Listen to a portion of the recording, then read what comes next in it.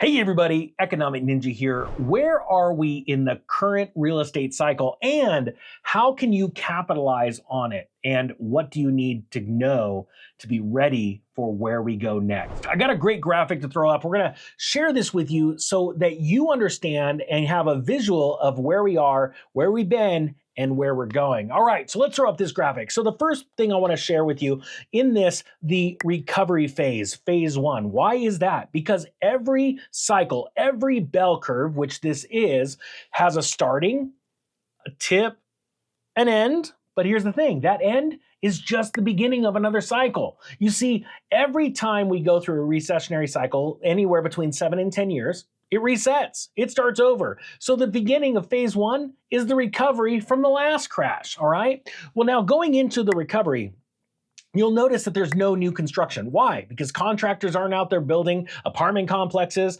single family homes, any duplexes, things like that, because they're still just now recovering from the last real estate downturn, all right? Now, during this time, we go into phase two, which is the expansion phase. And the reason why is because inventory or vacancies start to dry up.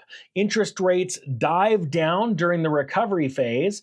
And after a certain amount of time of low interest rates, people start to slowly buy up units, start to buy up inventory. And as they're slowly buying up inventory, what you see is that vacancy declines. But at the same time as vacancy is declining, you also notice that interest rates start slowly creeping up. And that's where we are today. And to say they've been slowly creeping up is an understatement. But where are we right now? Well, we have just moved into phase three, and that is the hypersupply. I don't know if you've been paying attention to the news lately, but it's all over the news that contractors and builders have built so many homes that they can't sell them. Not only because the cost of the home has gone up exponentially since phase two of the housing bubble or the housing cycle, but also because there's other added costs like the cost of financing that home, the cost of insuring the home, the taxes on that home.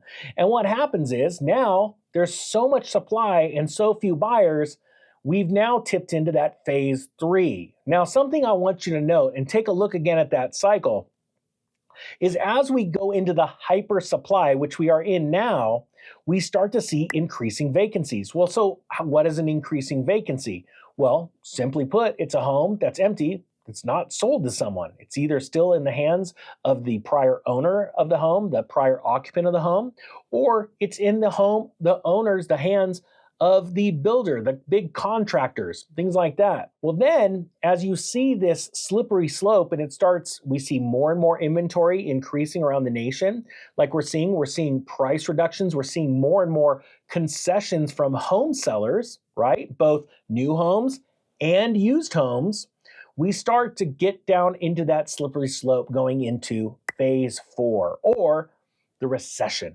And the point being is that we are not in a recession yet because the government simply changed the metrics on that, but we're moving into that. And it becomes a very, very slippery slope. Now, we've recently seen companies like Redfin come out and admit that not only are homes dropping around the nation, but that right now, the peak between spring and summer selling season, the best time of the year to buy and sell a home, they're actually admitting that it's going to get worse. And so those are the things you need to get ready for. But you know, the one thing that nobody really gets ready for is figuring out how you're going to get the money to buy a home. And what people don't realize is during this phase three and phase four, in the phase three part of this cycle, banks tighten up their standards and they start preparing for that downturn. So they start charging points. A point is simply an amount of money based off of the purchase price of the home or the loan amount of the home, I apologize. And let's say you have a 1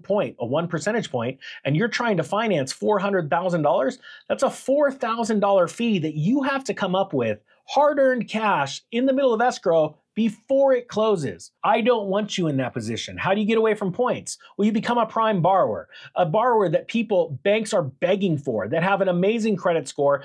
All their debt to equity income ratios and all their ratios are looking amazing to where an underwriter goes, we want to give this person the loan to buy this property. And so I teach that in the Mortgage Master course. I'm going to put a link right up here and a QR code. If you want to scan it, 80% off for you to check this out because most people don't prepare for this. And then once banks really start to tighten, another reason for the downturn and where we are right now in the cycle is banks give out fewer loans. Even though they have to give out loans, they become risk adverse and they are freaking out. They don't want to just give everybody a loan like they did in phase 1 and phase 2. They get very picky. And that's why it's important to plan ahead and be ready ahead so you don't have to race to get ready and miss the boat during phase 3 and phase 4. So I hope this answers some questions. It's pretty easy once you put a graphic to it and see where we are. To say that we're in a hyper supply of homes right now in our nation, even though the media would like to tell you different,